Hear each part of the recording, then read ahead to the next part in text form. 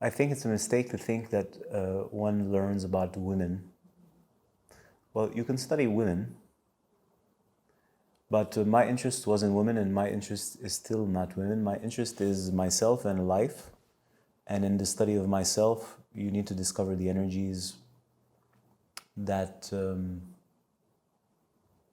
don't want to say you're consisted of, because that would be not exact, but let's just say you'll discover the energies that you're composed of, some of which are feminine, some of which are masculine. And you'll discover the dance between that polarity inside your own body. People seem to forget that the human body is a living machine. There's a battery, and every battery has a positive pole and a negative pole. Positive we can attribute to masculine, negative pole we can attribute to feminine, which means there's a feminine energy and a masculine energy. We can look at it like this. But either way, there's masculine and feminine energy everywhere in nature. Nature is one of the basic, shall we say, principle or tenets or foundations of nature is the principle of polarity. Plus, minus, full, empty. So these energies are within yourself, within the container of your human body. So in your process of discovering how life functions, how you function, how your mind functions, you're immediately confronted with this dance of polarity. And you have to discover, well, how they work, how they move together. And then you start to discover this on the outside, in your relation with other men, with other women. Certain men have certain feminine energies activated more than others. In some women, you have more masculine energies. It's everywhere. So we can say, yeah, I wanted to study women. Of course I did. But at a foundational level, my interest has always been myself and life and my relation to life, and how do I achieve a sense of fullness and peace. That brought me to the game, if we can call it like this. And then I had to play with it on the outside. But my lesson and my learning was inside. Still is. So I learned the laws of nature.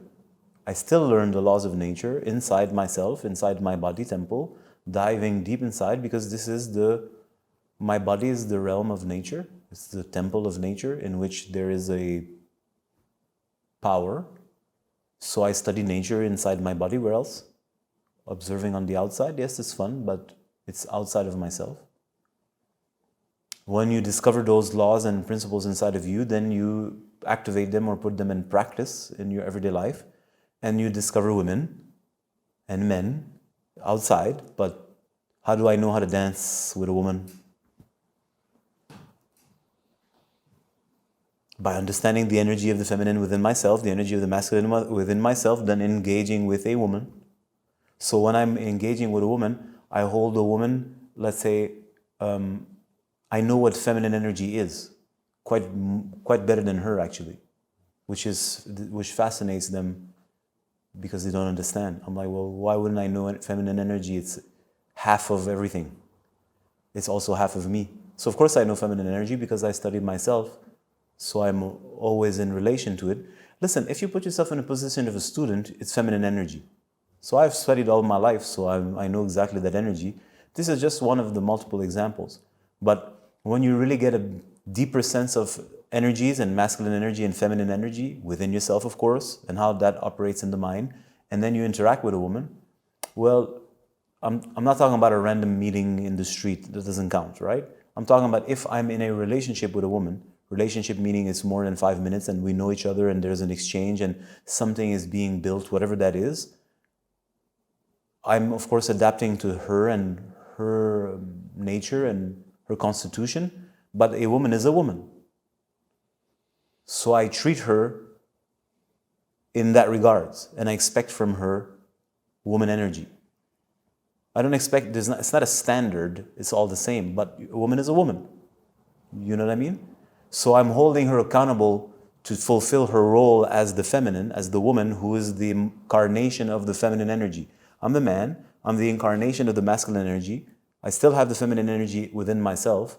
She is the woman, she is the incarnation of the feminine energy. She still has the masculine energy within herself, But when I'm engaging with her, I expect her to fulfill her function as the woman.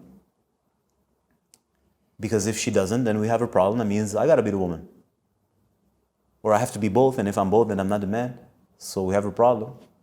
So very often they don't know this, and women have been misled for a very long time. So it's where my focus is, my attention is in relation to her feminine energy. So I hold her accountable in that regards, and in a way it's a form of, I'm teaching her. When she behaves in a way that's some form of conditioning or not coming from that space, I don't accept it. And slowly, this is in a relationship that we're building something, right? There's a certain level of trust. Not random people. I don't care random people. I don't care what they do, if they're an elephant or a giraffe, right? So I hold her accountable to that, and it's through that process that she learns how to reconnect to that feminine energy within herself. She could also study herself, but we say that the human interaction is the playing field. It's the practical field. I study inside myself. It's theory. It's not really theory. It's a living theory. And then you go interact with people. That's practice. And the woman, what do you think she'd do with you? She's testing your masculinity all the time, even unconsciously. It's testing you, but you can look at it in so many ways, but she's trying to draw it out. Not violence, aggression, and all these things. I'm saying, well, what's masculine in you? And if she's intelligent, she'll hold you accountable to that also. Well, that's how the external dance works. But where do you study? Sure, I learned through practice, we agree. But where do I really get to dive into those energies and discover their essence and practice chemistry? Inside myself, of course. Now, some people don't understand this, but you're missing out on, 90% of existence. But forget this. And then you take this and you learn with the women. And each woman, of course, is different, has a different constitution, and there's not a standard and you expect her to be this. This cliche is nonsense, right? But a woman is a woman. Okay, let's put it this way. If a woman for some people this is going to be barbaric, but this is pretty basic, right? So in my book, a woman is a woman, and she's clearly the incarnation of the feminine principle. Fair enough. So if she comes at me with a masculine energy, what is she then is asking from me?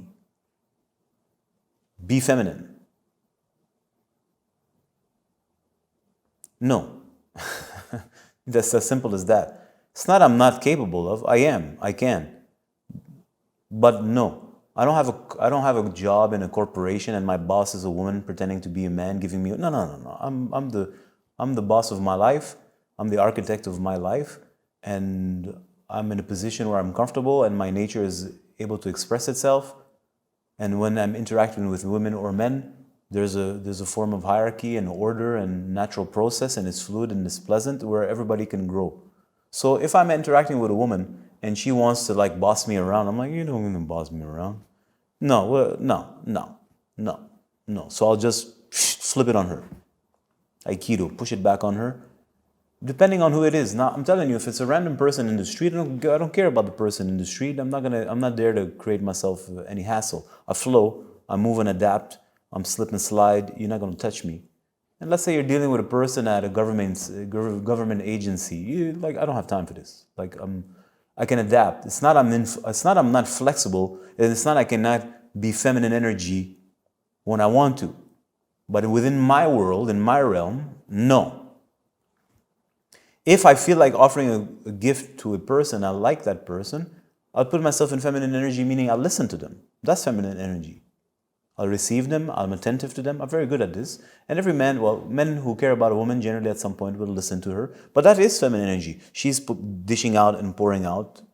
But this is selective and once in a while and not all the time. And otherwise, I'm like, no, I'm not going to be just like there. I'm not your boyfriend and I'm going to hold your hand and listen to your problems. No.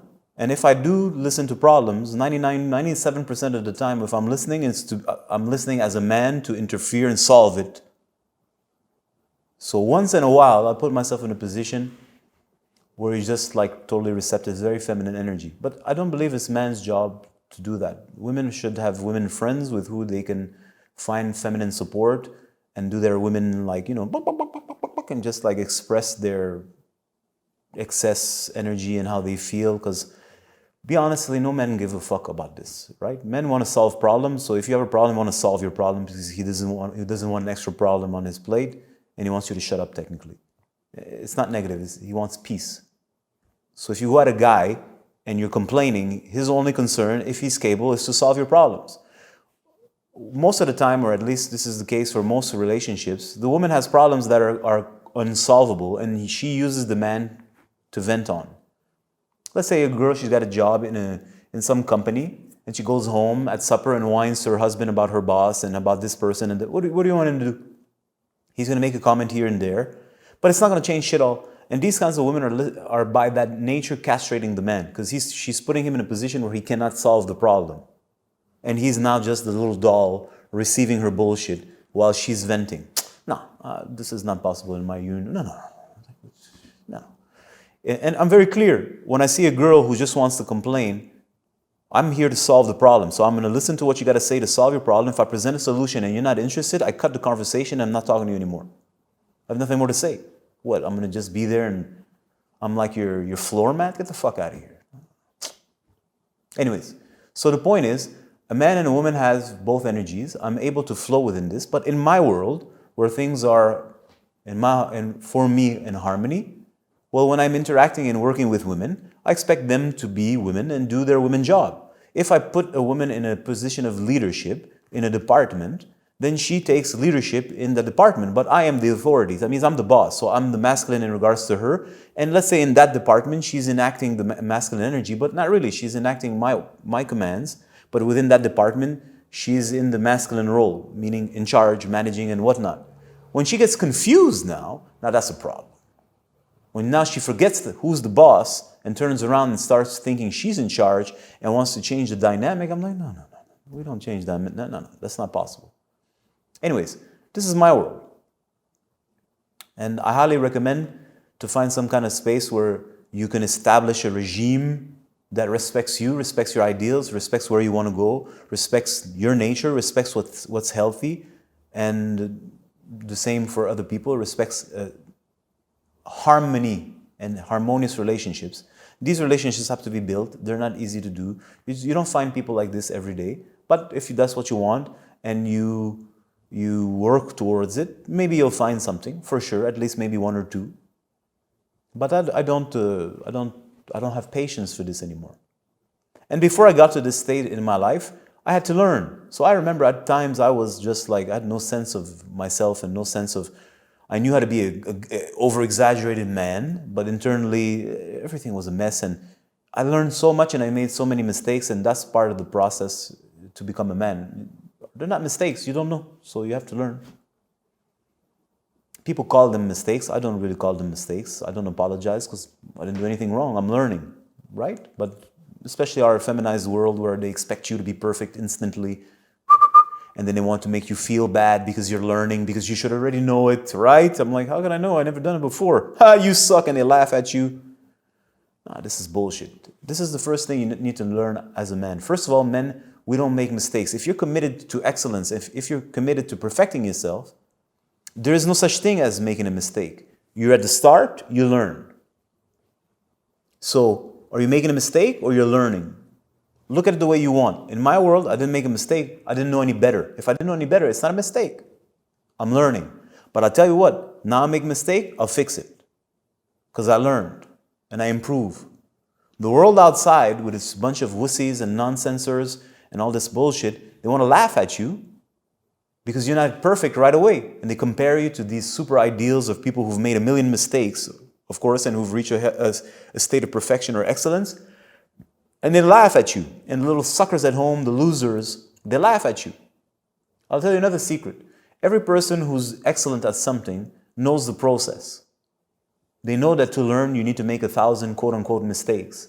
So they'll never laugh at you. But if you're like a black belt and you see a white belt and you see this, it's a little comical. But it's not, I laugh at you, you suck, and try to crush you. It's, look at you, you're cute, you don't know how to fucking skate or stand on your feet. You're ridiculous. But it's not a mean ridiculous, trying to squish you like a cigarette butt. It's, I get you, you have a long way to go, let's see what you're made of. But I've been in your shoes.